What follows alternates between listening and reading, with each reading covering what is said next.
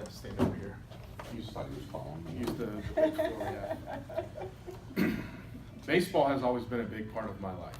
Growing up in the spring and summertime, I played it every year up until the age of 18.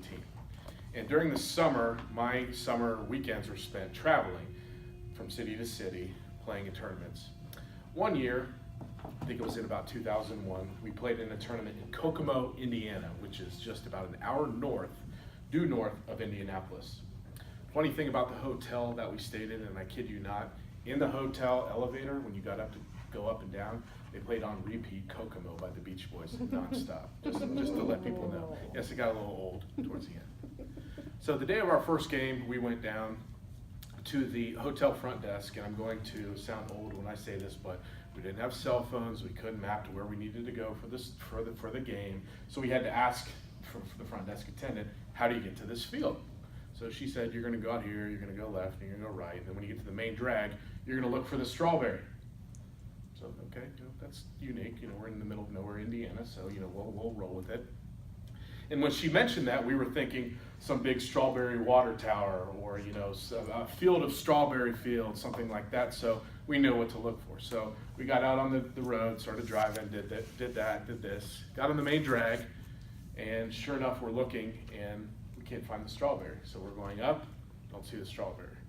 We're going back, don't see the strawberry. We go up, down, can't find it. So finally, we pull over, and we decide, you know what, we're going to go up the main drag one more time. If we can't find it, we're going to stop and ask for directions.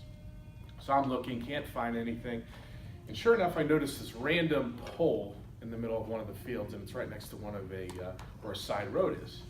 I'm getting closer, I noticed towards the top, there's a piece of a broken pallet on there. And as we get closer, I noticed this little red dot. And we stopped and we pulled over, and I kid you not, it was a strawberry about this big with a very faint white arrow pointing this way. So we went, and then sure enough, there was the baseball field. Now, if that front desk attendant would have given us the details to say, hey, you're gonna look for a pole with a small strawberry, that's where you're gonna turn left, it would have made life a lot easier. I've always been a detail-oriented person. Now, granted, this situation and preparing for this speech didn't make me that way, but at the same time, while I was preparing, I realized, there are a lot of details that come into my life. And when I tell people that, people are like, oh, you're such a perfectionist if you're a detail-oriented person. I say, not really, because a perfectionist won't settle for anything less short of perfection. I can deal with mistakes. I know things are going to happen, but the focus is in the details. And I think that there were two people who were influential in my life that made me become more detail-oriented. And the first person was my mom.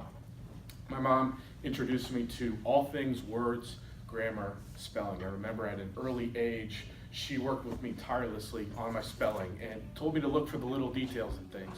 I before E, except after C, when to use well versus good, things like that.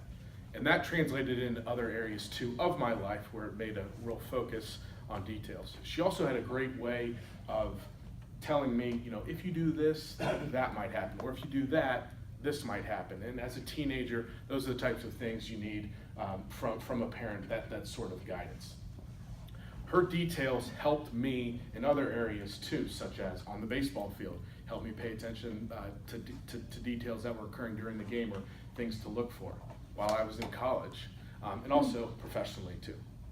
And the other detail-oriented person that helped me get to where I am today is my wife, Liz. Now, granted, when we met, we both were a very detail-oriented person. I am, but she's an all-star. She just knocks it out of the park. And a couple situations that she helped me with my details, first and foremost, was our wedding. Bree, I know you just went through this, so all the details going into a wedding are important. And she really stressed to me the details of knowing when people need to be certain places, information for the guests, but also too for her.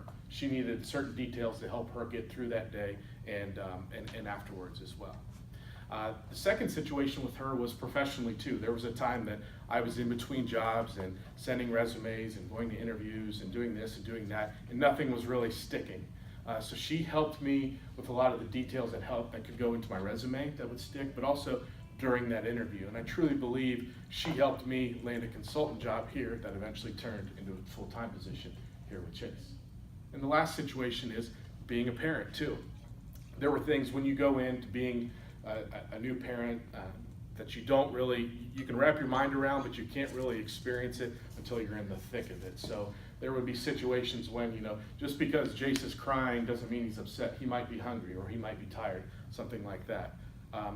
Lathering on the Desitin on his bottom, instead of just putting little spots, and what those little details will do as well. But also too for support, jumping into parenthood is rough right off the bat. So we really leaned on each other, provided details on things that we would need for support going through this together. Now, granted, being detail-oriented has helped me professionally and personally, but also too at the same time, I feel like it's helped keep my mind sharp. Remembering things, remembering people's birthdays, remembering people's names, people's kids' names. That goes a long way, and that really leads me, I think, with this whole detail-oriented approach into the job that I have now in change management.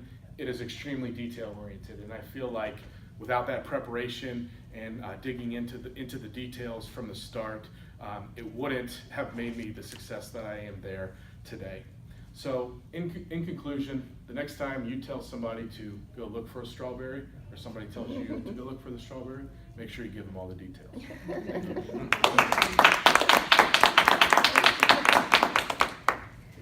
I'm not sure if it's two people in one household detailed, if it's good. I know I'm detailed, and they might say something to